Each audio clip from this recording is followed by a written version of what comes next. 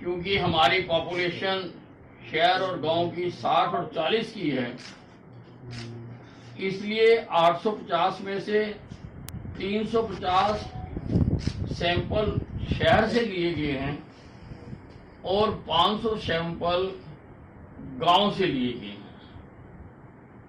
और ये घर घर जाकर क्लस्टर बनाकर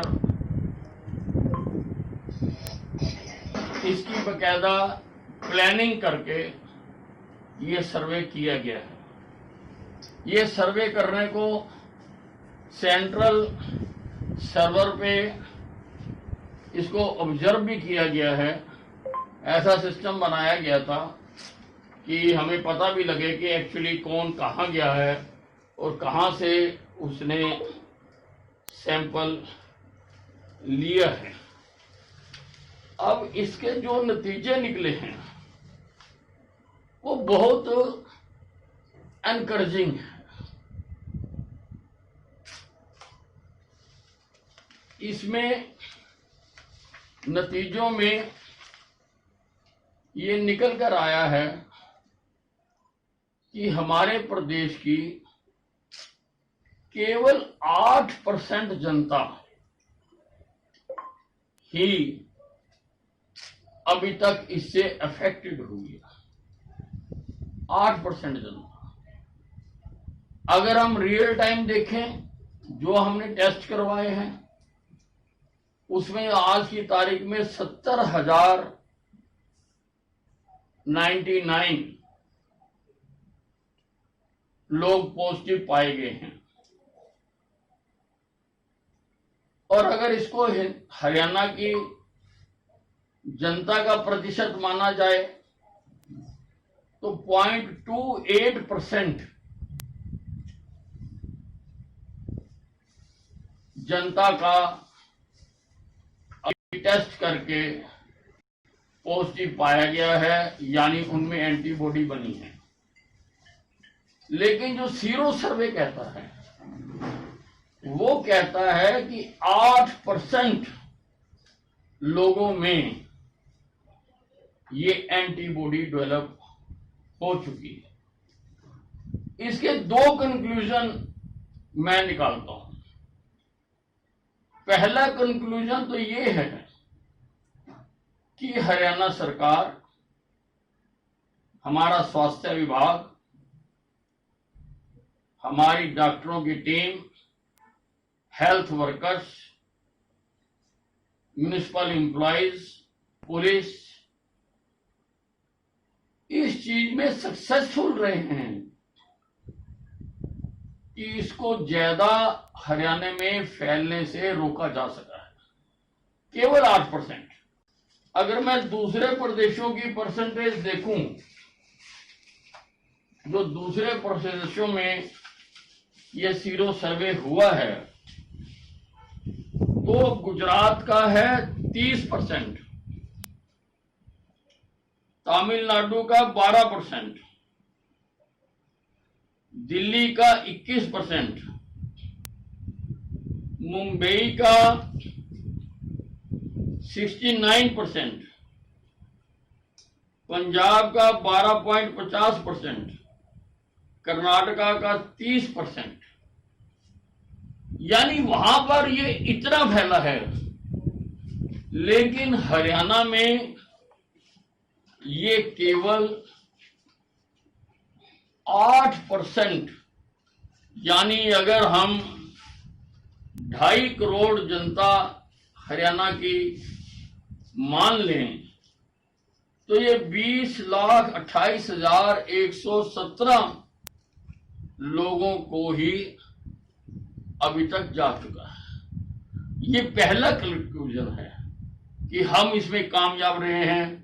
स्वास्थ्य विभाग ने काम किया है, सरकार ने जो भी उसके तरीके बनाए, सोशल डिस्टेंसिंग का किया, मास्क लगाने को कंपलसरी किया, लॉकडाउन किए, दुकानें बंद की, जो भी सिस्टम अपनाएंगे उसका ये लाभ होगा।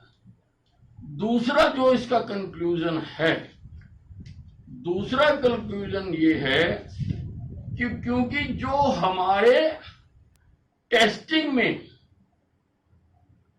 पॉजिटिव पाए गए और उनकी एंटीबॉडी बनी, वो केवल 0.28% है टोटल पॉपुलेशन का। 0.28%,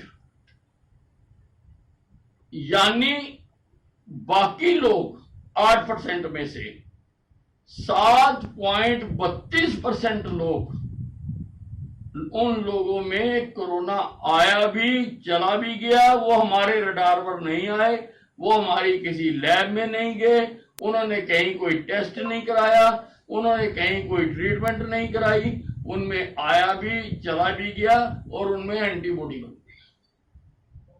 ये इसका दूसरा कंक्लूजन है, जो कि बहुत सुखद है। इसमें हरियाणा में गांव और शहर की परसेंटेज भी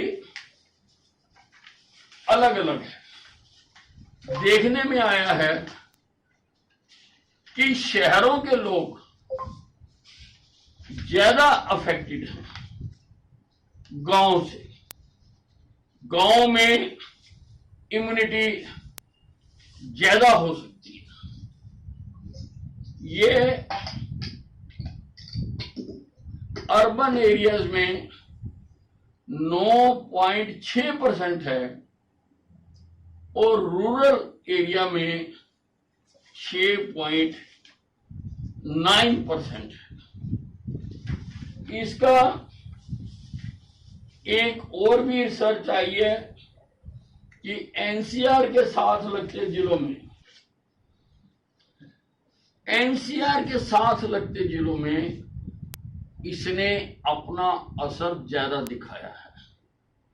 एवरेज अगर हम मान लें कि 8% है, तो फरीदाबाद में 25.3%, नूह में 20.3% है, सोनीपत में 13.3% है, करनाल में 12.2% है, जींद में 11% है, गुरुग्राम में 20% है, कुरुक्षेत्र में 8% है, चरखी दादरी में 8.3% है और यमुनानगर में 8.3% है। यानी इन जिलों में जो इसका प्रकोप हुआ है कोरोना का, अब उसकी भी स्टडी की जा सकती है। उसके अलग कारण हो सकते हैं, इनमें डेंसिटी बहुत ज्यादा हो सकती है, इनमें बाहर से पलायन बहुत ज्यादा हो सकता है कि बाहर से पलायन बहुत ज्यादा हुआ। हमारे साथ लगते जो दिल्ली प्रदेश था, जहाँ दूसरे लोग थे, वहां से बड़ी संख्या में लोग इन प्रदेशों में आए, तो इनमें ज्यादा हो सकता है।